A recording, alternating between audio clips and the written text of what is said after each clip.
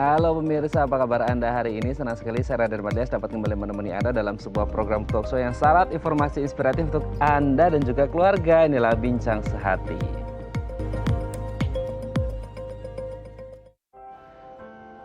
Ya pemirsa, pernah nggak ada ngerasa gejala ada demam, menggigil gitu ya, terus lemes, terus penurunan tekanan darah. Nah Anda harus berhati-hati karena beberapa kondisi yang baru saya sebut ini adalah gejala dari infeksi aliran darah. Ih kok serem ya gitu ya, di aliran darah ada infeksinya, padahal penting sekali gitu ya, namanya aliran darah yang harus mengalir ke dalam tubuh kita. Nah kondisi ini memang harus segera ditangani karena kalau tidak bisa fatal akibatnya. Nah inilah topik yang akan kita bahas hari ini, yaitu seputar infeksi aliran darah. Nah kalau kita ngomongin tentang penyakit apapun itu gitu ya, termasuk infeksi aliran darah, memang ini erat kaitannya dengan bagaimana cara kita menjaga kesehatan kita, istilahnya self care gitu ya. Nah selanjutnya kita akan membahas terlebih dahulu self care di masa pandemi ini seperti apa gitu ya. Kita bahas satu-satu. Yang pertama, menjalani hidup sehat. Nah ini penting gitu ya, pentingnya panjang nih, penting banget gitu ya. Kalau kita ngomongin di masa pandemi, kita harus menjaga kesehatan, memiliki pola hidup yang sehat gitu ya, pola hidup yang bersih dan juga sehat. Ini menjadi sangat penting. Contohnya apa? Banyak ya. Makanan sehat, betul. Olahraga, betul. Tidur yang cukup, betul. Dan lain sebagainya. Pasti kita juga sudah sering melakukannya dan ini menjadi kebiasaan baru, new habit gitu ya. Yang benar-benar bermanfaat baik bagi kita. Sambil kita doakan semoga pandemi segera usai gitu ya. Nah memang menjadi penting kalau kita ngomongin pandemi untuk menjaga kesehatan. Karena apa? Pasti ujung-ujungnya kalau kita ngomongin kesehatan adalah sistem imunitas tubuh atau sistem kekebalan tubuh. Karena kita bisa terhindar atau meminimalkan risiko terpapar COVID-19 ketika imun tubuh kita baik. Nah gimana cara mendapatkan imun? Pasti sudah tahu jawabannya. Menerapkan pola hidup yang sehat ya. Oke, kita lanjut. Setelah pola hidup yang sehat apalagi? Menjaga kebersihan diri. Nah ini juga menjadi hal yang sangat penting kalau kita ngomongin pandemi ya pemirsa ya. Salah satunya, mungkin udah pada tahu semua ya, cuci tangan seperti yang ada di gambar gitu ya. Jadi cuci tangan ini menjadi sangat penting karena ini bisa membunuh bakteri, kuman dan juga virus gitu ya. Jadi kalau Anda mau sehat gitu ya, Anda bisa menjaga kebersihan diri. Karena kebersihan diri ini membuat kita jadi lebih pede kalau kita lebih sehat. Dan ini menjadi apresiasi untuk diri sendiri dan bagaimana kita memprotek atau melindungi kita, keluarga kita, dan orang lain ya. Jadi jangan lupa untuk selalu bersih-bersih. Apalagi kalau habis dari keluar rumah gitu ya, pulang ke rumah harus bersih-bersih ya. Oke, kita lanjut poin yang ketiga. Jalin atau perkuat komunikasi. Nah ini juga menjadi sangat penting. Di masa pandemi kita hampir 1,5 tahun lebih stay at home, atau bagi teman-teman gitu ya, ini work from home, kerjanya dari rumah, nggak bisa ketemu teman, atau anak-anak yang sekolah study from home gitu ya, nggak bisa ketemu teman-teman sekolahnya. Satu sisi memang ini baik untuk kesehatan gitu ya, tapi kalau kita ngomongin tentang kondisi psikologis, ini biasanya mengganggu mereka karena udah nggak ketemu lama nih sama teman-temannya, sama teman kerjanya, sama kerabatnya, dan yang paling nyeseknya adalah ketemu sama keluarga gitu. Beberapa kali hari raya kita belum bisa ketemu gitu. Nah kalau bisa tetap harus menjalin komunikasi sama keluarga, sama sahabat-sahabat untuk membuat kesehatan mental kita, psikologis kita tetap terjaga dengan baik di masa pandemi ini. Oke, kita lanjut poin yang selanjutnya pemirsa. Lakukan hobi. Ayo, siapa yang selama pandemi ini coba-coba hal baru? Coba-coba melakukan hobi-hobi yang mungkin selama ini terpendam, hanya digali selama pandemi. Contohnya apa? Mungkin ada yang berkebun, ayo siapa tunjuk tangan. Ada juga yang sepeda atau merajut, mungkin ikutan sama oma opanya. Pokoknya apapun itu hobinya, yang penting Anda merasa rileks, Anda merasa fun, Anda merasa bahagia, ayo coba lakukan. Karena ini juga bisa membuat hormon endorfin Anda, oksitosin Anda, dan lain sebagainya ini bisa muncul dan bisa membuat Anda bahagia. Kalau Anda bahagia, imunnya pasti juga bagus. Oke, kita lihat yang poin yang terakhir. Relaksasi.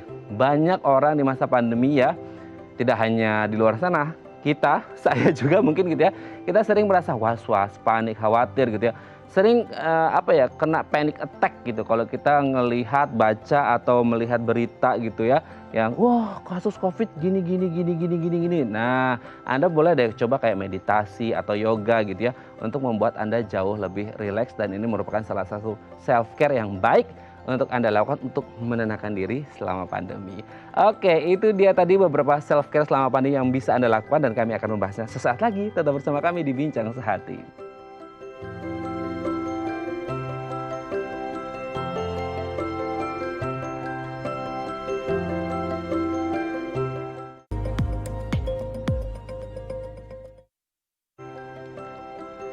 Baik, Anda masih bersama kami di Bincang Sehati. Tadi di segmen sebelumnya kita sudah membahas beberapa self care yang bisa kita lakukan gitu ya di masa pandemi.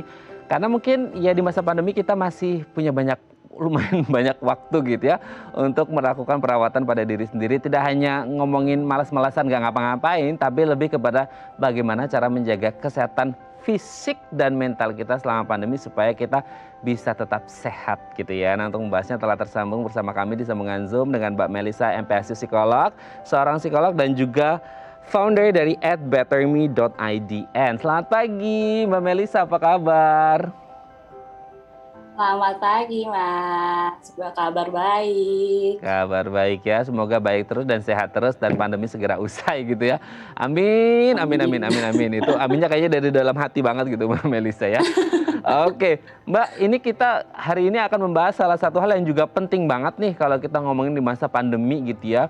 Ya betul sih kalau kita ngomongin kesehatan betul, ngomongin finansial juga betul, ngomongin sosial betul dan lain sebagainya gitu. Tapi kan juga self care menjadi hal yang juga sangat penting kan, karena ini juga kesehatan itu kan semua diawali dari diri kita gitu. Kalau kita masing-masing bisa menjaga kesehatan dan kebersihan diri dan orang-orang pun menirukan gitu ya, ya maka semuanya akan sehat dan pandemi bisa segera usai kan gitu ya.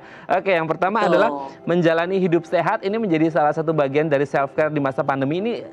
Apa manfaatnya kalau kita berbicara tentang hidup yang sehat gitu? Karena hidup yang sehat kan tidak hanya ngomongin fisik juga tapi mental juga gitu, Mbak Melisa, gimana nih? Oke, mungkin sebelum saya menjawab apakah itu penerapan self care atau tidak ya Mas ya, dan manfaatnya apa, kita harus tahu dulu nih term self care itu sendiri apa.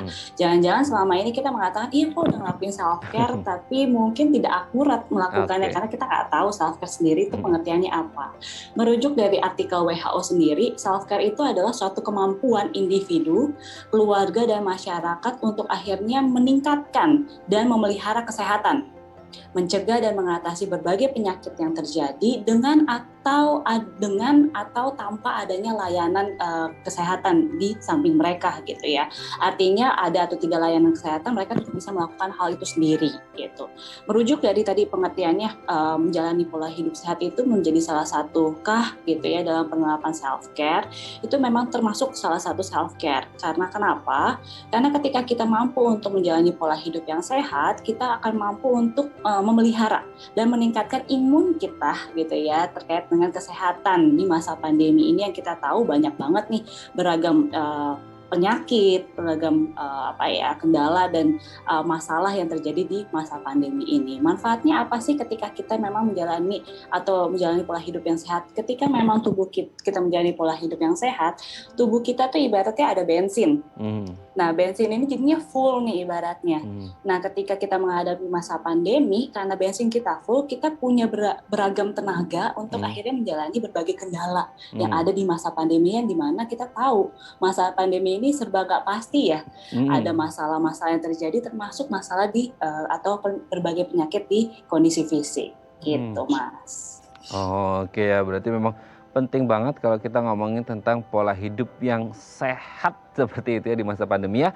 Oke, kita lanjut ke poin yang kedua nih Mbak Melisa. Ini ada hubungan erat juga dengan poin yang pertama, menjaga kebersihan diri gitu. Nah, kan kadang-kadang ada orang yang careless ya, maksudnya ya gini-gini aja aku nggak kena COVID kok gitu kan. Ada juga yang very protektif banget gitu ya untuk menjaga kebersihan, untuk prokes berapa menit sekali cuci tangan gitu. Tapi kan secara tidak langsung kalau kita ngomongin kebersihan diri adalah ini bisa buat kita lebih pede, lebih kayak yakin bahwa kita sehat, dan otomatis kan itu bisa langsung ngaruh ke pikiran kita, ke psikologis kita bahwa kita sehat, imunnya juga bisa bagus gitu nggak sih Mbak Melisa? Nah, betul sekali terkait dengan hal tersebut, Mas. Karena ketika kita memang menjaga kebersihan, apalagi di masa pandemi, dengan mencuci tangan secara teratur.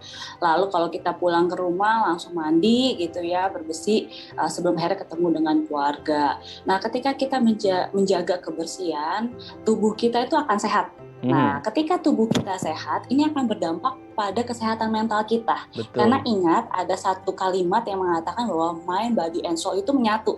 Ketika tubuh kita bugar, mind kita juga akan lebih rasional dan soul kita juga akan lebih tanda kutip sehat. Sehingga term dari individu yang sehat itu bukan cuma secara fisik, tapi mentalnya juga terjaga ketika memang kita bisa memenuhi, menjaga kebersihan di area fisik, menjaga juga kesehatan di area mental, dan lain sebagainya. Jadi itu menjadi satu kesatuan yang erat. Gak bisa kita pisahkan antara kebersihan fisik maupun kesehatan di secara mental.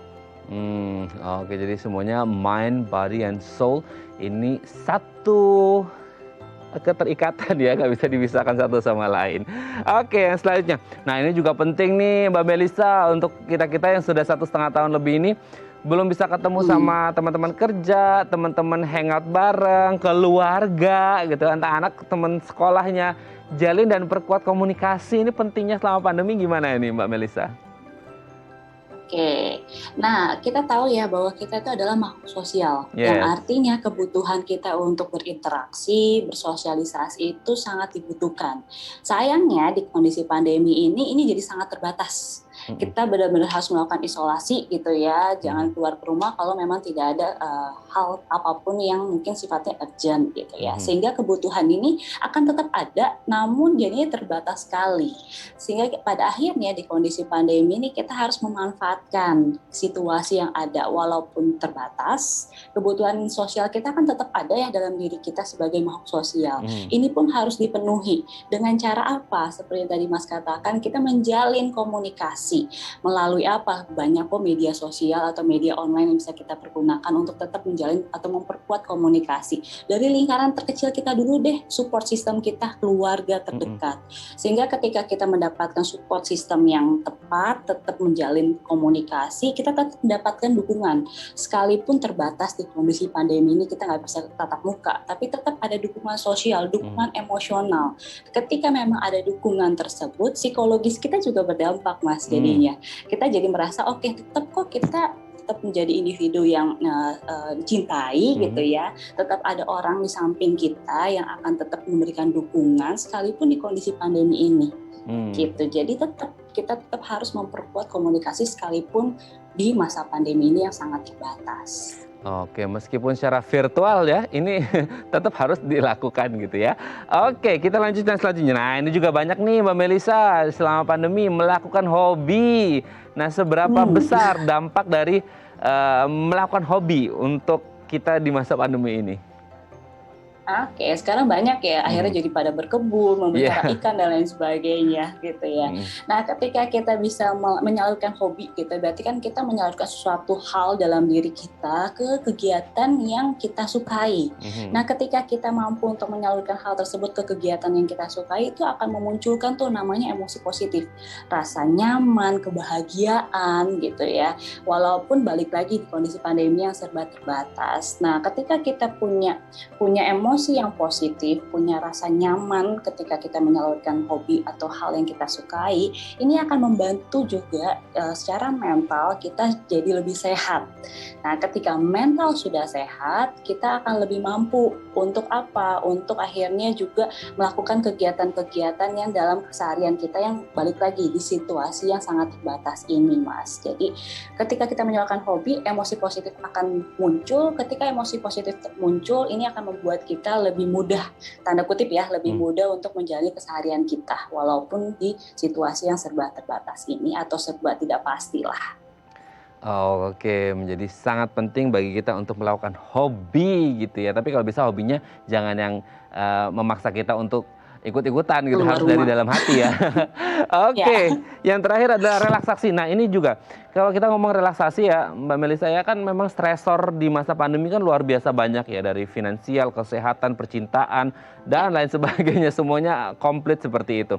Nah, sepenting apa relaksasi gitu yang kita lakukan selama pandemi, dan gimana caranya untuk merileks sementara pikiran kita burdenful banget nih gitu, bebannya banyak banget gitu Mbak Melisa? Oke, jadi sebenarnya penerapan relaksasi ini harus kita lakukan secara konsisten ya.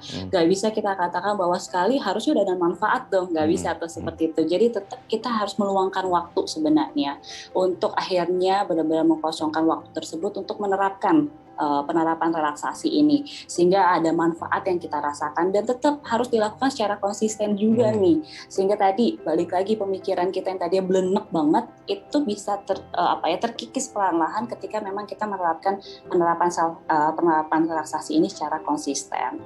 Nah, ketika kita menerapkan relaksasi secara konsisten gitu ya, tubuh kita itu akan lebih mindful, kita sebutnya. Mindful itu apa sih? Mindful itu artinya tubuh kita akan lebih menginjak di kondisi saat ini, bukan pikiran kita melayang-layang di masa lalu atau mungkin membayangkan, aduh bisa nggak ya saya survive nih di kondisi pandemi ini di masa yang akan datang. Bukan ke arah sana, tapi lebih ke arah oke, di kondisi sekarang saya tuh lagi ngapain gitu ya, dan masalah apa yang terjadi di kondisi sekarang. Nah, relaksasi membantu kita lebih mindful ke arah sana, lebih ke arah here and now. Ketika kita sudah bisa here and now, kita akan lebih bisa mempunyai pemikiran yang lebih rasional dan pemikiran yang lebih objektif. Nah, ketika ada masalah, kita tahu nih cara penyelesaiannya ke arah mana. Kalau ada kendala, kita tahu action plan apa yang harus kita lakukan ketika kita melakukan penerapan relaksasi ini secara konsisten dan secara tepat ketika memang kita benar-benar meluangkan waktu tersebut dan merefleksikan apa sih yang kita rasakan ketika kita melakukan penerapan relaksasi itu sendiri. Begitu, Oke, Mas. berarti fokusnya memang ke here and now-nya, jangan terlalu overthinking juga ya untuk sesuatu yang in the past dan in the future-nya gitu, karena terlalu overthinking jadi malah nggak fokus dengan keadaan sekarang. Baik, terima kasih Mbak Melisa MPSI psikolog, seorang psikolog dan juga founder dari @betterme.id yang sudah berbagi bersama kami pagi hari ini. Kita doakan semoga kita semua sehat fisik dan mental, kita bisa self care selama pandemi supaya menjaga kesehatan ya tadi fisik dan mentalnya juga. Terima kasih Mbak Melisa, selamat pagi. Sama-sama, selamat pagi. Selamat pagi kembali. Baik pemirsa, selanjutnya kita akan membahas tema kita hari ini. Bagi Anda yang memiliki pertanyaan seputar tema kita hari ini, Anda bisa menghubungi kami di nomor 021 290 3244 atau DM Instagram kami di @bincangsahatidayatv. Kami akan segera kembali.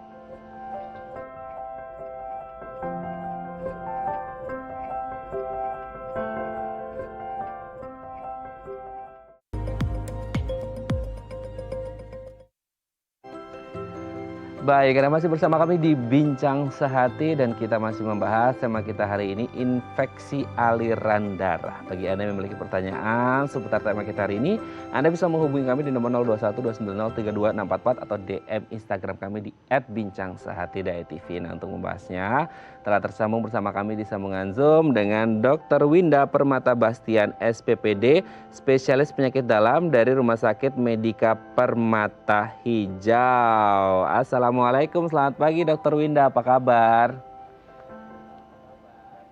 Salam pagi, Mas.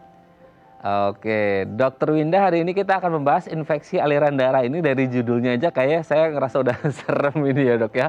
Aliran darah itu kan sesuatu yang sangat kita butuhkan, mengalir ke dalam seluruh tubuh kita, dipompa sama jantung. Tapi ternyata tiba-tiba ada infeksi gitu ya. Karena selama pandemi ini kan kita ngomong infeksi virus COVID-19 itu jadi yang terngiang-ngiang gitu ya. Nah, boleh dijelaskan nggak dok yang dimaksud dengan infeksi aliran darah ini yang kondisi yang seperti apa ini dok? Iya, jadi kalau infeksi aliran darah itu sering disebutnya sebagai septikemia. Jadi adanya mikroba di darah kita. Nah, itu bisa berakibat fatal dan ini adalah kondisi yang serius. Bisa menjadi suatu sepsis. Nah, kalau sudah sepsis itu biasanya sudah keadaan yang gawat, itu bisa mengakibatkan shock ataupun juga bisa mengakibatkan kematian. Oh, tingkat mortalitasnya juga lumayan tinggi, bisa menyebabkan kematian seperti itu ya dok ya. Nah, berarti kan gini, kalau akhirnya bisa menyebabkan kematian dengan tingkat mortalitas yang pasti lumayan tinggi juga seperti itu. Kan kalau kita sebagai orang non medis kan palingan selama ini kita taunya penyakit ya jantung, stroke, DM dan lain sebagainya, kan kita agak jarang gitu. Kalau mungkin tenaga medis seperti Dokter Winda juga mungkin sering dengar gitu infeksi aliran darah. Tapi bagi kita kan orang awam jarang gitu kan.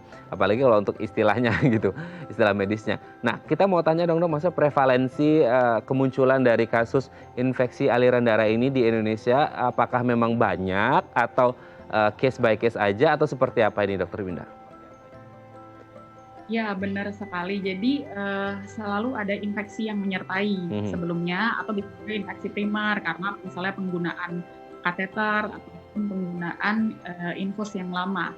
Nah, kemudian terjadi septikemia dan prevalensinya itu cukup sering, apalagi misalnya kasus-kasus perawatan lama di rumah sakit bisa 30% dan 50% dari kasus tersebut itu bisa mengakibatkan kematian. Jadi memang bisa disertai dengan infeksi yang tadi disebutkan, misalnya ada infeksi paru ataupun infeksi saluran kencing atau infeksi-infeksi yang ada di kulit. Jadi ada port di entry, ada sumber infeksinya dulu. Tapi bisa juga primer, misalnya ada infeksi aliran darah yang tidak ada bukti adanya infeksi di tempat lain tadi, seperti misalnya tadi infeksi paru tidak ditemukan. Ternyata pas dilihat, oh ini ada pemasangan kateter yang lama, kateter itu selang kencing ya, ataupun pemasang infusan yang lama, itu juga bisa mengakibatkan infeksi aliran darah yang primer. Seperti itu. Oke. Dok, ini kan penyebabnya barusan kan dokter menyebut ada seperti pemasangan kateter atau yang sudah lama atau yang untuk infus seperti itu. Nah, apakah penyebabnya ini sama juga dengan faktor risiko dari si infeksi aliran darah dan hanya berbatas pada pemasangan kateter atau untuk infus ini sendiri, atau sebenarnya ada penyebab yang lain juga yang bisa ujung-ujungnya nanti ini bisa menyebabkan infeksi aliran darah ini, Dokter Winda? Penyebabnya tadi apapun penyakitnya, misalnya kan paling sering itu karena kuman ya, bakteri, ada bakteri misalnya E. coli ataupun Streptococcus atau Staphylococcus bisa mengakibatkan infeksi tadi di paru ataupun di saluran kencing. Ada keadaan yang mengakibatkan rendahnya imun. Nah, itu yang akan mengakibatkan suatu infeksi aliran darah atau septikemia tadi. Oke. Kalau jenis-jenisnya sendiri berarti apakah tergantung dari penyebabnya, mungkin dari bakteri dan lain sebagainya, atau gimana ini, Dok? Ya, jadi septikemia itu kan tadi kan aliran darah itu ada di seluruh tubuh kita. Nah, kemudian jenisnya itu sebenarnya semua keadaan infeksi, baik tadi infeksinya terjadi karena primer atau sekunder disertai dari infeksi paru ataupun infeksi saluran kencing yang lama sehingga mengakibatkan keadaan yang serius tadi. Ada demam tinggi ataupun nadinya cepat. Jadi infeksinya menyeluruh, jadi sistemik ke seluruh tubuh, itu yang mengakibatkan septikemia.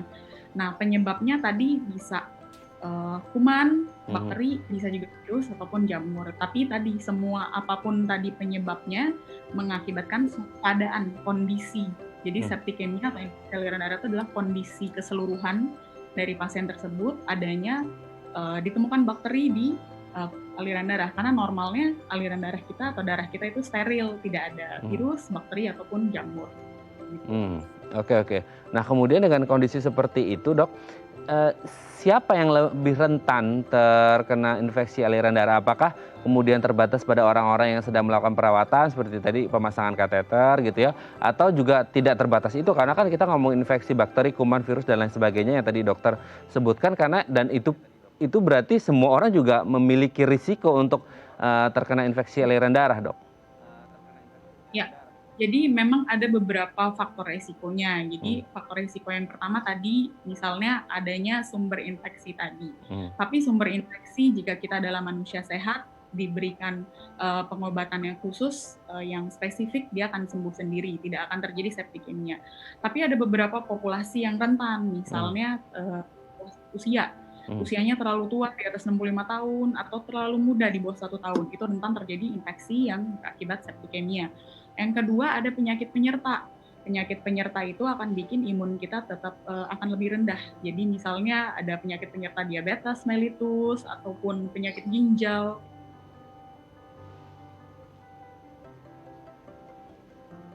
Stase sudah rendah, atau orang-orang yang konsumsi obat-obatan untuk menekan imunnya.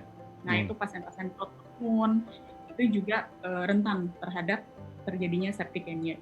Jadi paling penting deteksi dini. Oke, deteksi dini gitu ya, Dok ya. Tapi sebelum kita ngomongin deteksi dini, Dok, ini berarti sebenarnya kalau kita ngomongin infeksi aliran darah, ini menjadi komplikasi dari beberapa penyakit yang dokter Winda sebutkan tadi, atau bisa jadi malah kebalikannya dok, komplikasi ke penyakit tadi dari infeksi aliran darah, atau mana yang benar ini dok? Oh iya, jadi infeksi aliran darah itu jadi hasilnya, jadi sebagai akibat. Oke. Jadi adanya infeksi-infeksi di organ tertentu yang tidak teratasi dengan baik akibat tadi predisposisi tadi, faktor risiko tadi, ataupun misalnya sering juga menggunakan antibiotik tidak habis. Nah itu jadi nanti antibiotik resisten, tidak sesuai dengan rasional antibiotik, penggunaan antibiotik, maka akan terjadi satu infeksi aliran darah, septikemia. Jika dibiarkan akan mengakibatkan infeksi secara menyeluruh dan serius, yaitu sepsis. Nah sepsis itu tadi bisa dengan demam tinggi, kemudian nadinya cepat, nafasnya cepat, atau bisa juga dengan penurunan kesadaran. Jadi infeksi aliran darah itu suatu akibat dari infeksi-infeksi tadi.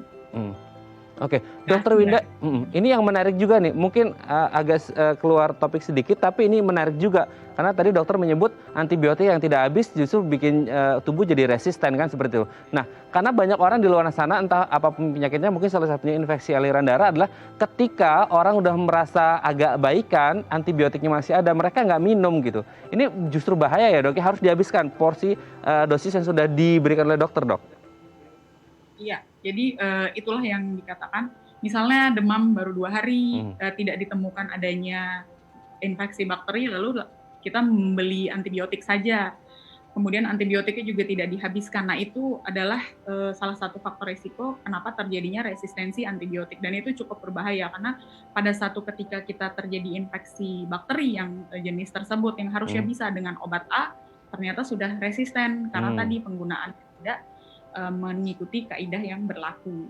Nah, jadi apapun itu, misalnya diresepkan obat oleh dokternya, terbukti itu adalah infeksi bakteri, bukan virus atau jamur, maka antibiotiknya atau antimikrobanya itu harus dihabiskan. Gitu. Jadi kalau udah sembuh kan sering, udah nggak usah dihabisin gitu antibiotiknya. Nah itu bahaya. Ini juga pengetahuan sangat penting untuk kita semua ya pemirsa ya, kalau mungkin lagi pas lagi enak badan, entah kena apa penyakit, kalau ada dosis dari dokter antibiotik di tengah-tengah udah ngerasa baikan, jangan nggak diminum, tetap diminum, dihabiskan, takutnya resisten gitu ya dok ya. Nah yang menjadi pertanyaan kemudian adalah tadi dokter sempat menyebut deteksi dini gitu. Kalau kita tadi kan ini menjadi hasil ya, infeksi aliran darah, hasil dari beberapa penyakit. Nah gimana cara mendeteksinya? Apakah kemudian ketika kita memiliki satu komorbid tertentu, kita langsung harus deteksi apakah kita mengalami infeksi aliran darah atau tidak? Gimana cara deteksi dininya nanti akan kita bahas di segmen selanjutnya ya Dr. Winda ya. Baik pemirsa, bagi Anda yang memiliki pertanyaan seputar tema kita hari ini, Anda bisa menghubungi kami di nomor 021 290 3244 atau DM Instagram kami di @bincangsaatidai.tv. Kami akan segera kembali.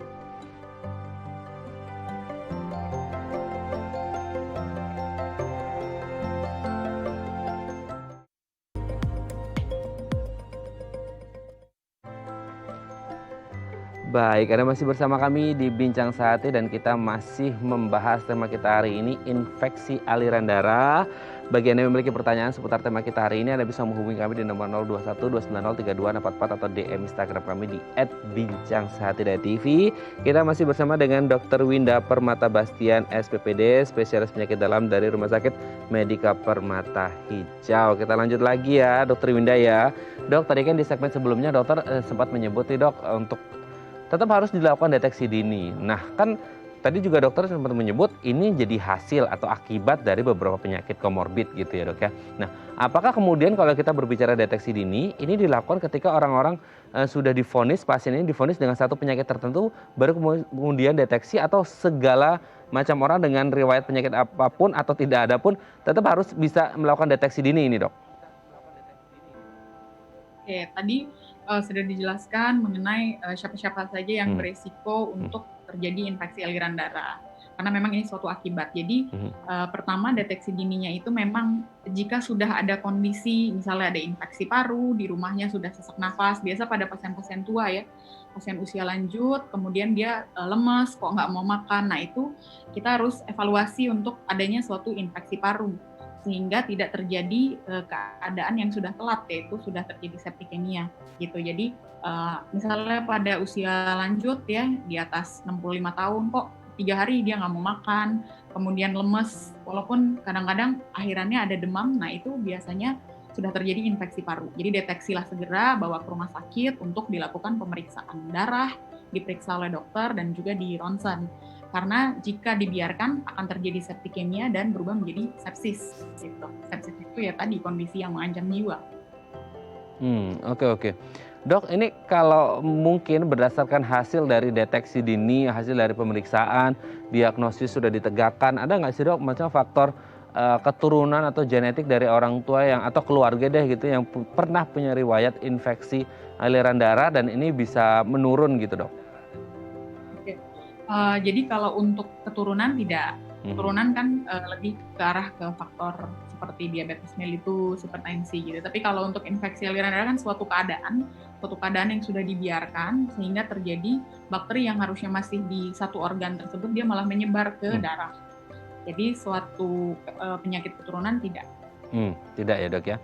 Oke, berarti kalau sudah dideteksi dan ternyata orang ini divonis dengan infeksi aliran darah, ini biasanya dia di level berapa dok ketahuannya? Maksudnya ada tahap-tahapan level atau stadium-stadiumnya gitu nggak sih? Maksudnya kayak di stadium awal-awal itu pasti belum kedetek, tapi di tengah atau di akhir atau lanjut baru kelihatan, itu seperti apa dok? Oke, jadi misalnya ada infeksi paru, infeksi kulit, atau ada luka di luka di kulit ataupun infeksi saluran kencing. Nah kemudian kita tetap melakukan pemeriksaan lengkap di rumah sakit, termasuk pemeriksaan kultur darah. Jadi kita biarkan darah. Kalau ketemu ada kuman di darah, sudah didiagnosis sebagai septikemia. Jadi tidak ada stadium lanjutnya dan waktunya pun tidak ada misalnya harus setelah seminggu baru ketahuan septikemia, enggak. Jadi di awal pemeriksaan tadi pemeriksaan fisik diperiksa oleh dokternya, kemudian pemeriksaan darah, dan utamanya diagnosis pastinya tadi pemeriksaan kultur darah atau biakan darah. Ketemu kuman di darah, ketemu virus atau jamur, itu sudah didiagnosis sebagai septikemia dan hati-hati untuk terjadinya suatu sepsis. Maka semua antibiotik, antivirus, anti jamur harus dimasukkan sesuai dengan apa yang ditemukan. Gitu. Oke ya dok ya, sebelum kita lanjut ini ada DM Instagram dari pemirsa, aku bacakan ya dok ya, dari @diana_09. Dok, saya sedang isoman, maksudnya mungkin ini ya, dok saya sedang isoman karena terkena COVID-19.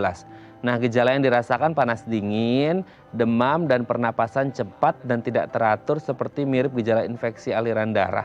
Gimana cara membedakannya ya dok ya? Oke, ini panas dingin, demam, napasnya cepat, nggak teratur antara COVID dan infeksi aliran darah. Gimana ini Dokter Winda?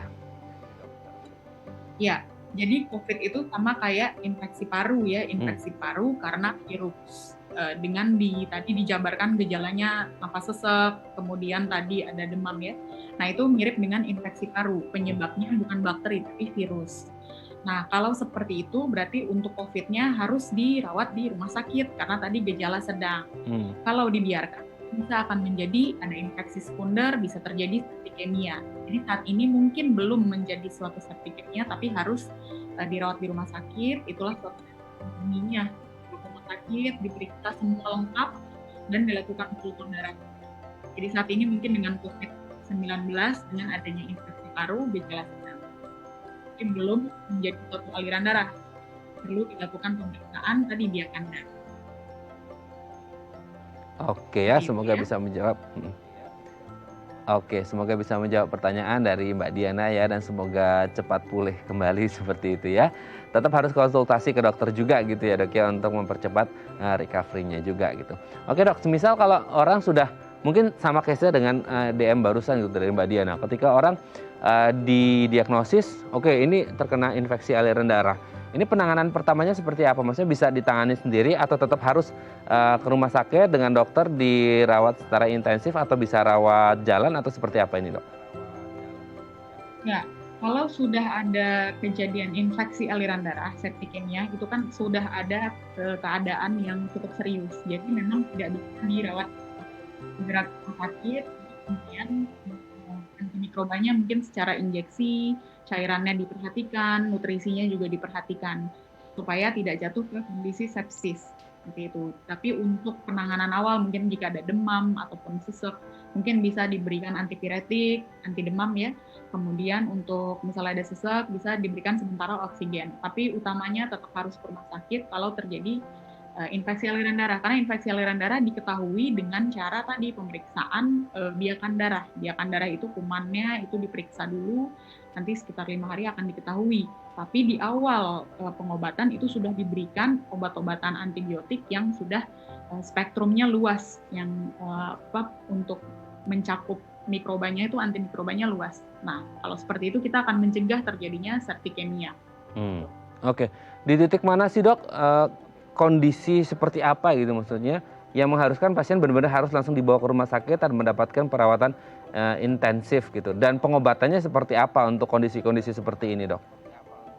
Ya, jadi kalau sudah ada tadi gejala, misalnya tadi ada fit, kemudian ada sesak nafas, demam tinggi, lalu nafas itu di atas 25 kali per menit ya, atau di atas 30 kali per menit, nadinya juga cepat di atas 120 kali, apalagi usia tua, ada diabetes, kemudian sudah sudah lemas dan bicara juga tidak nyambung.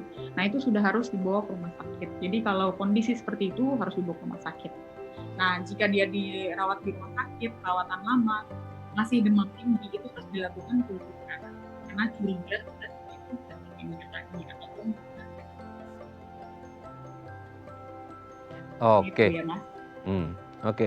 Dok, yang kemudian menjadi pertanyaannya adalah kan banyak nih dok, maksudnya kita menemukan penyakit-penyakit yang oke ini bisa diobati gitu, bisa sembuh meskipun mungkin recovery time-nya cukup membutuhkan waktu juga. Mungkin ada yang cepat, mungkin ada yang sedang, mungkin ada yang lama juga, dan itu harus disiplin banget kan gitu untuk perawatannya atau pengobatannya atau minum obatnya seperti itu. Tapi kan ada juga penyakit-penyakit yang dia ya bukan kita mematahkan harapan, tapi memang kondisinya seperti ini, tidak bisa sembuh total gitu.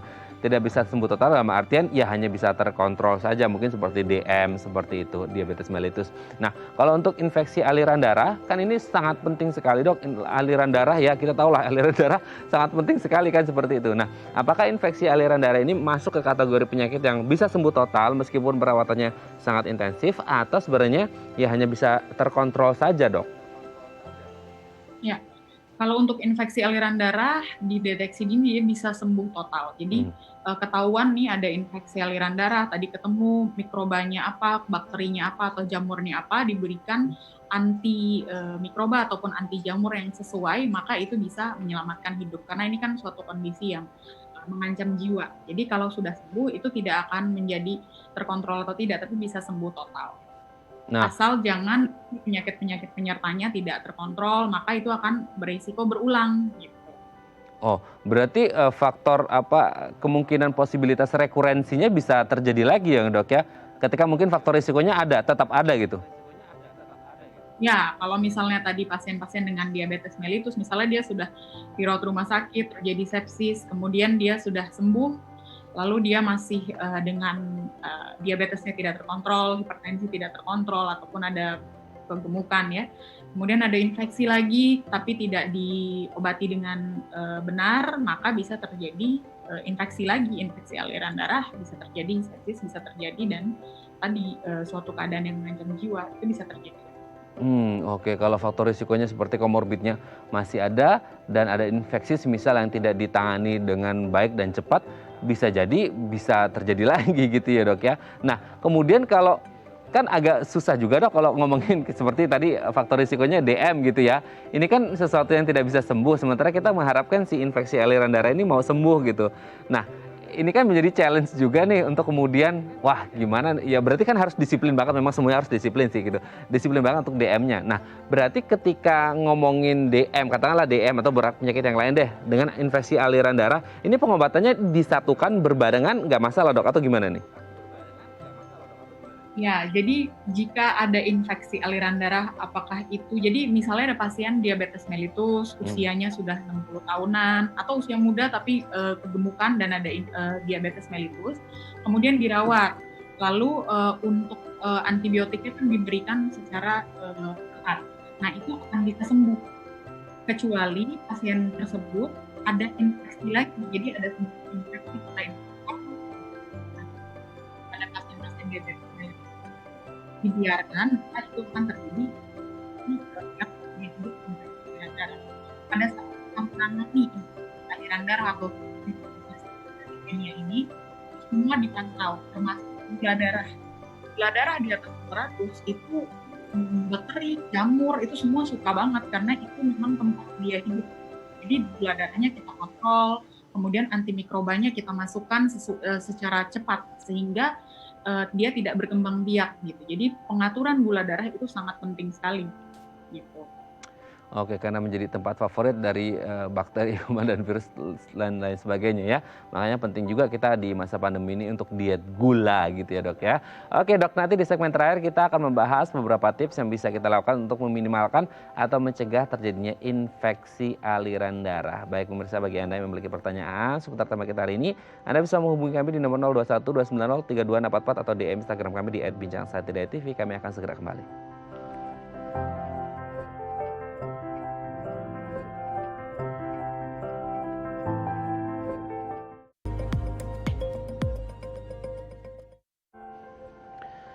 Baik, Anda masih bersama kami di Bincang Sehati dan kita masih bersama dengan Dr. Winda Permata Bastian SPPD, spesialis penyakit dalam dari Rumah Sakit Medika Permata Hijau. Dr. Winda, kita lanjut lagi ya di segmen terakhir ini, kita akan membahas beberapa tips gitu ya untuk meminimalkan risiko atau mencegah terjadinya infeksi aliran darah. Kita lihat yang pertama dok, konsumsi makanan bergizi seimbang. Nah, kalau kita ngomongin kesehatan kan memang sistem kekebalan tubuh menjadi sangat penting. Nah, apakah dengan mengonsumsi makanan gizi berimbang, penuh dengan protein, vitamin, dan lain sebagainya, ini menjadi penting untuk meminimalkan risiko terjadinya infeksi aliran darah ini, Dr. Winda? Ya, jadi kalau untuk konsumsi makanan bergizi seimbang itu sangat penting, apalagi disertai dengan konsumsi buah, sayur ya, itu sangat penting dengan adanya antioksidan sehingga ada infeksi kita tidak mudah terjadi infeksi yang berat, gitu. Jadi sangat penting sekali. Oke, apalagi kalau kita ngomongin di masa pandemi ya dok ya, gitu konsumsi makanan sangat penting sekali gitu ya. Oke, selanjutnya cuci tangan dok. Nah ini juga ya di masa pandemi menjadi satu hal yang sangat penting, prokes yang ya nomor satunya, nomor satu, semua nomor satu lah gitu kan.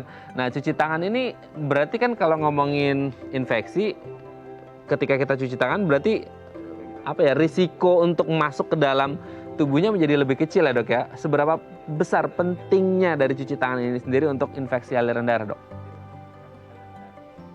Iya, sangat penting tadi. Infeksi aliran darah berarti ada kuman. Betul. Jadi kalau cuci tangan itu sangat penting. Cuci tangan sebelum makan dan setelah menggunakan, setelah mengerjakan apapun ya. Jadi selalu cuci tangan supaya kuman tersebut tidak nempel. Kemudian termasuk tadi virus, apalagi di masa pandemi ini itu sangat penting sekali untuk cuci tangan. Adanya kuman, kemudian sumber infeksi, misalnya ada kulit yang luka, nah itu kita akan rentan terjadi infeksi. Tidak tahu sih, lagi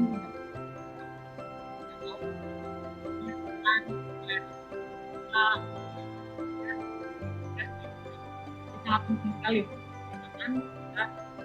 benar. Oke, kita lanjut yang selanjutnya, lakukan pemeriksaan ke dokter.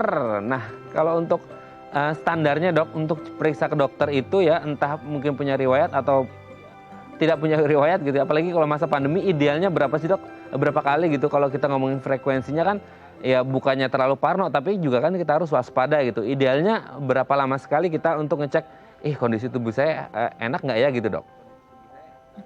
Di masa pandemi ini, apalagi kita tinggal di zona merah ya, jadi sangat penting untuk ke rumah sakit itu sama bahayanya untuk keluar rumah, gitu. Karena di sekitar kita tuh sudah kita anggap lagi terinfeksi COVID, sehingga kita akan untuk alat pelindung dirinya juga maksimal seperti itu. Kemudian, jadi rumah sakit itu aman, apalagi pasien-pasien yang memang menderita suatu penyakit, tapi dia tidak berani ke rumah sakit karena kondisi pandemi ini. Nah itu salah. Kemudian kapan harus berobat ataupun harus memeriksakan diri? Jika kita ada MCU ya, medical check up, itu bisa kita lakukan sekali. Jika semuanya normal pemeriksaannya, termasuk tekanan darah normal, gula darah semua normal, ya itu cukup dilakukan sekali setahun.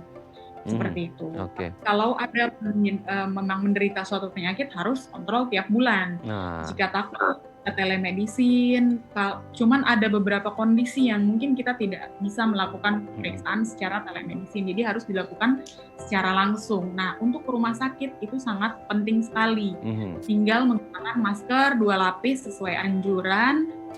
Tadi sama bahayanya untuk keluar rumah dan ke rumah sakit. Tapi jika kita sudah menggunakan masker dengan benar dan membawa antiseptik ya, itu sudah aman. sudah aman ya dok ya. Oke, terus kemudian selanjutnya adalah jangan sembarangan menggunakan jarum suntik atau konsumsi obat-obatan juga penting ya dok ya.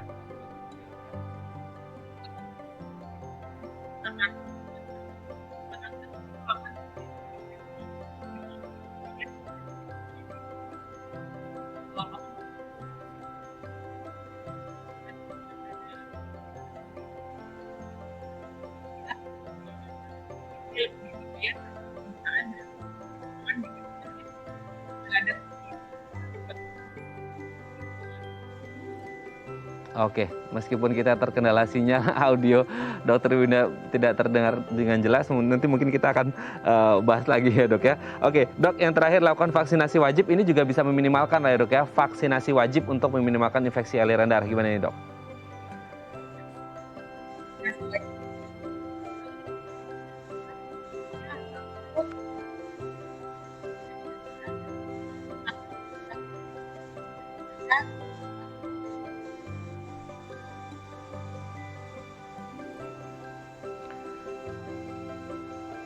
Baik, sepertinya kita terkendala di sinyal audio Dokter Winda ini belum bisa terdengar dengan jelas.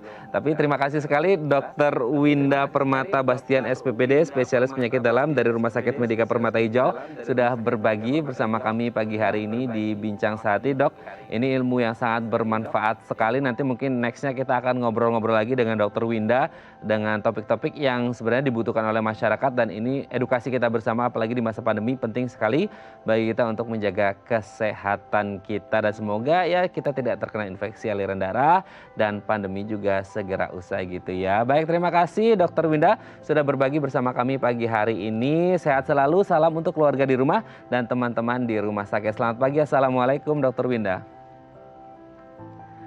Baik pemirsa, bagi Anda yang memiliki kritik dan saran, Anda bisa menghubungi kami di nomor 0889 8100 5000 atau Anda bisa follow media sosial kami di @bincangsehati.tv dan tetap disiplin prokes 6M. Saya Raden Madlia Samit, sampai jumpa dan selamat beraktivitas.